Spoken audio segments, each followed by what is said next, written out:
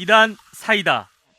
이단 사이다 광주 이단 상담소 이문기 소장님 함께합니다. 안녕하세요. 네, 안녕하세요. 네, 신천지 관련 최근 소식들부터 살펴보겠습니다. 신천지 예배에서 광고되고 있는 소식들이 있다고요? 최근에 신천지 신도들에게 HWPL 회원 가입 독촉과 회비 납부에 대한 광고가 있었습니다. 네. 회비는 국내 거주자는 7가지 방법 중 하나를 선택하고 해외 거주자는 4가지 중 하나를 선택합니다. 국내 거주자는 납부하지 않거나 월 1,000원, 5,000원, 만원, 연 만원, 6만원, 10만원이며 해외 거주자는 납부하지 않거나 연 10달러, 50달러, 100달러를 선택할 수 있습니다. 네. 여기에 그 천지일보 구독료 납부까지 광고하고 있습니다. 네. 신천지 총회에서 HWPL 회비 납부 그리고 천지일보 구독료 납부까지 신도들에게 예배 시간에 광고를 한다는 말씀인데, 신천지 신도들은 또 헌금 종류도 꽤 많다고 알려져 있어요. 어떤 것들이 있어요? 제가 소장하고 있는 신천지 헌금 봉투를 기준으로 말씀드리면 11조 헌금, 주일 헌금, 성교 헌금, 감사 헌금, 절기 감사 헌금, 건축 헌금, 총회 건축 헌금 등입니다. 이 외에도 몇 가지 더 있는 것으로 알고 있는데, 감사 헌금은 생일, 돌, 결혼, 승진 등 감사할 일이 생기면 하는 헌금입니다. 네. 신천지 특징 중 하나가 건축 헌금이 2가지인데 지성전 건축 헌금과 총회본부 성전 건축 헌금입니다. 네, 신천지가 총회 건축 헌금을 수십 년 동안 거뒀는데 이 토지 매입이나 건축 사실이 없다고 언론에서 보도돼서 논란이 있었죠. 네, 그렇습니다. 신도들에게 본부 성전을 건축한다고 헌금은 거두면서 14만 4천 명이 들어갈 건축할 땅은 매입하지 않고 과천에 있는 6호와 백화점 9층과 10층을 매입해서 본부 예배당으로 사용해서 논란을 야기했습니다. 네. 그리고 HWPL 후원금과 신천지 헌금 목록을 보더라도 신천지의 문제점은 남에 대한 비판을 많이 합니다. 예를 들어 신천지는 CBS와 기독교 언론들의 후원 요청에 대해 돈벌이를 목적으로 한다고 비판하기도 하고, 우리 이단 사이다 유튜브 영상 댓글에도 비판하는 댓글들을 올리고 있습니다. 네. 그런데 실상 신천지 헌금 목록, HWPL 후원 요청, 신도들의 유튜브 영상 등을 보면 남을 비판할 입장이 아니라는 겁니다. 네. 신천지 이미지는 본인들 문제는 관대하고 남들 문제는 격하게 비난하는 그런 태도를 보이는 집단이라고 각인되어 있습니다. 네, 말씀하신 대로 남을 비판할 입장은 아니라는 점은 분명해 보이는데요. 자, 3월 새학기가 또 시작이 됐습니다. 대면 수업을 하는 학교도 있고 비대면 수업으로 진행하는 그런 학교도 있는데, 코로나 유행 이전에는 이 새학기 지금 이 시기가 신천지에서 활동을 가장 왕성하게 하는 그런 시기잖아요.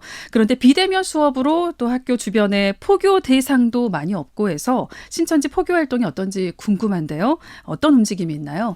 신천지 전남대학교 센터가 2월 22일 월요일에 개강을 했습니다. 네. 월수금 주 3회 오전 10시 반, 저녁 8시 총 2회 운영되고요. 그리고 무등센터가 2월 24일 수요일에 개강을 했습니다. 수요일과 일요일 주 2회의 교육이 이루어지는데, 수요일은 오전 10시 30분, 저녁 8시 총 2회 운영되고 일요일은 오전 11시에 수업이 있습니다. 네. 이단 상담 전화 가운데는 남편이 시장에서 사업을 하는데 신천지 신도들이 가게를 찾아와 성경 공부를 하고 있어 쫓아냈다는 호소를 하는 분도 있었고, 고등학교의 교육기관에서 나온 것처럼 설문조사를 하고 있다는 제보도 받았습니다. 그러니까 포교 활동을 하고 있다는 거네요.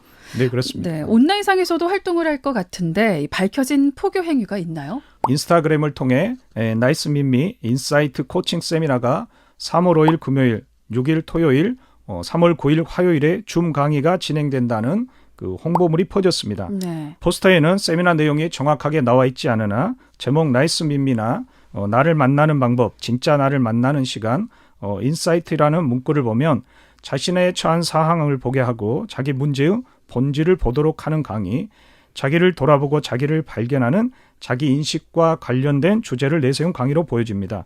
주체는 SCJ 신천지로 나와 있습니다. 네, 주체가 뭐 이렇게 신천지로 나와 있다면 그래도 다행인데, 포교 목적으로 위장 단체로 여는 행사가 문제잖아요. 신천지에서 포교 목적으로 여러 강좌들을 열고 있죠. 네, 그렇습니다. 하지만 전문 강좌라고 보기는 어렵습니다.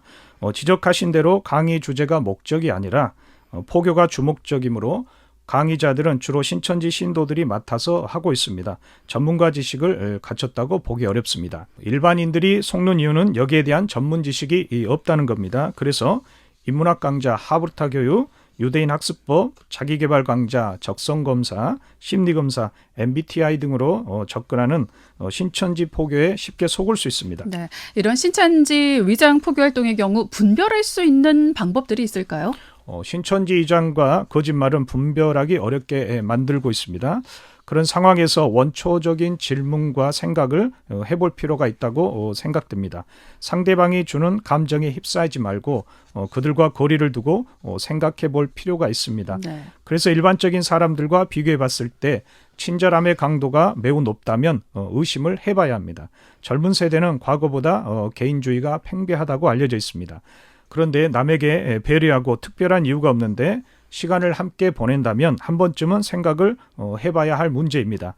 이 남자가, 이 여자가, 이 선배가, 이 후배가, 이 누나가, 이 형이 왜 이렇게 잘해줄까를 생각해 볼 필요가 있습니다. 네, 신천지 측은 일반인들이 의심을 품지 못하도록 좀 더 체계적이고 계획적인 행사를 하려고 하지 않을까요? 지금은 코로나 상황이라 과거와 같은 신천지 위장 포교가 활발하지 않지만 그래도 신천지 내부적으로 계속 논의를 하고 계획을 세우는 부분은 진행하고 있을 것으로 생각됩니다. 네. 코로나 이전에 한 대형 프로젝트가 언론사를 통해 폭로가 됐습니다. 광주 지역에서는 신천지 신도가 광주 교계를 속이고 기독교 박람회를 개최하려다 들통난 사건이 있었습니다. 네. 작년 3월쯤에는 이장 회사가 드러났는데요.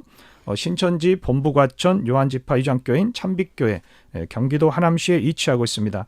이 참빛교회에서 13개 정도의 이장회사를 운영하고 있다는 폭로가 있었습니다. 네, 신천지 참빛교회가 운영하는 이 위장회사 어떤 것들이 있었나요?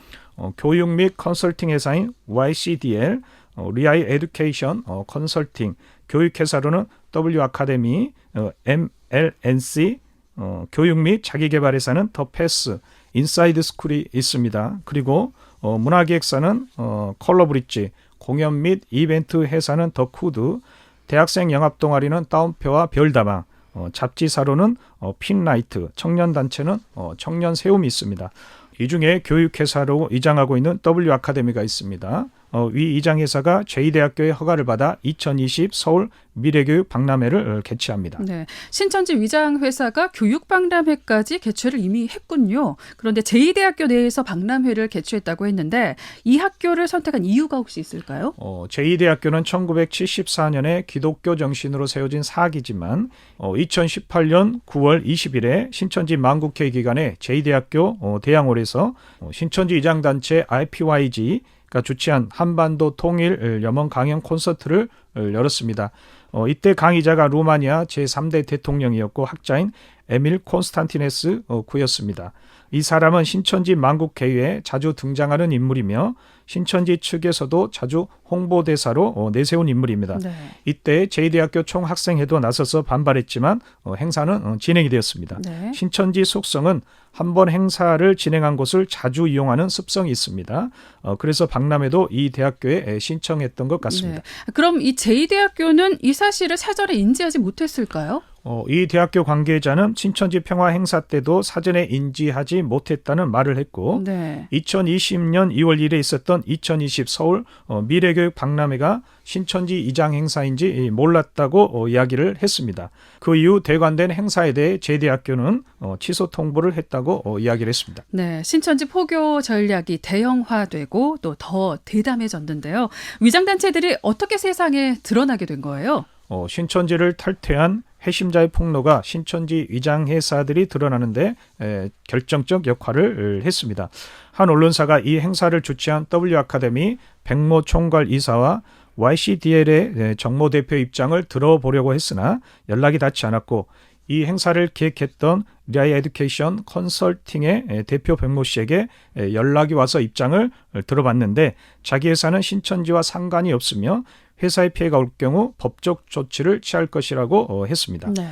알고 보니 신천지와 상관없다던 백모 대표는 신천지 참빛교회 전도사 신분이었고 네. YCDL 정모 대표는 신천지 전도부장, MLNC의 대표 오모 씨도 신천지 위장 참빛교회 구역장임이 밝혀졌습니다. 네. 신천지에서 위장단체로 이렇게 대규모 프로젝트를 갖고 포교를 하는 그 이유가 뭘까요? 대형 프로젝트를 통해 의심받지 않고 안정적으로 포교 활동을 한다는 장점에서 비롯되었다고 볼 수 있지만 신천지 신도들이 지파별로 경쟁의식이 발동해서 나타나는 현상으로 보여집니다. 그런 행사를 기획해서 성공하면 신천지 12지파 내에 알려지게 되고 강의를 하러 다니므로 영웅 심리가 작동되었다고 볼 수 있습니다. 네. 그러나 대형 프로젝트인 만큼 돈도 많이 들고 하는 일들도 많고 시간도 많이 듭니다. 그런데 그런 대형 프로젝트를 진행하기 전에 폭로되거나 진행 중에 폭로되면 손실도 크기 때문에 대형 프로젝트들이 자주 제동이 걸리면 내부적으로 해론이 나올 것으로 보입니다. 그리고 대형 프로젝트라고 할지라도 참여 숫자가 3,000명 정도 됩니다. 상식적으로 대학의 축제 기간인 행사 프로그램에도 요즘 3,000명 모이기가 힘듭니다. 네. 그런데 널리 알려진 유명 회사 교육 박람회도 아닌데 3,000명이 모인다는 것은 당연히 의심을 해야 되고 네. 도리어 의심할 만한 행사로 인식될 수 있습니다. 그렇네요. 결국은 신천지 성경 공부로 유도하기 위한 그런 섭외 방법 중에 하나이겠죠?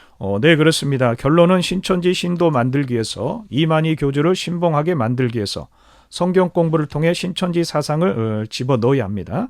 그러려면 반드시 연락처를 확보해야 합니다. 네. 교육 박람회든 자기개발 프로그램이든 연락처를 받아가고 그 후에 연락을 통해 성경 공부를 유도한다는 점 기억하시면 좋을 것 같습니다. 네. 신천지의 피해를 입지 않으려면 접근 단계인 찾기, 돈독한 관계 형성을 하는 맺기, 그리고 복음방과 센터 과정에서 성경 공부를 해서 자기 신도를 만드는 그런 열매를 딴다는 의미에서 따기, 네. 이 3단계 과정을 반드시 기억해야 합니다.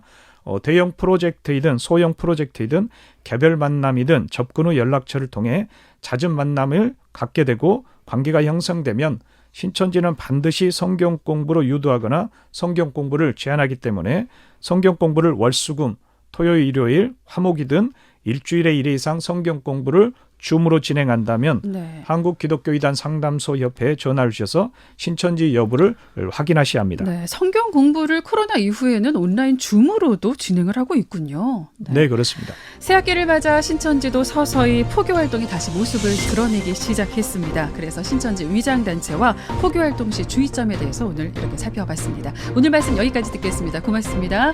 네, 감사합니다. 네, 지금까지 2단 사이다 광주 2단 상담소 이문기 소장님이었습니다. 2단 사이다.